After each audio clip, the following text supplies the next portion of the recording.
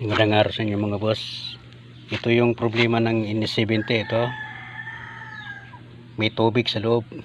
Yung crankcase niya mga boss. At saka yung langis niya matigas na. May tubig dyan ito. Kaya ayaw umakyat yung langis dito. Barado kasi yung oil filter niya mga boss. Yan. Barado yung oil filter niya. Saka itong nozzle tape, pinayos din natin to. Stuck up rin ito mga boss. Walang air cleaner. Walang ng tambutso. Yan, boss. Yan. Linagay din natin to mga boss.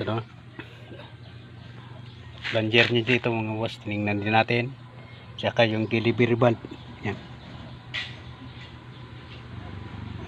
Chinik din natin yan mga boss. Subukan natin na rin mga boss kung one click na siya.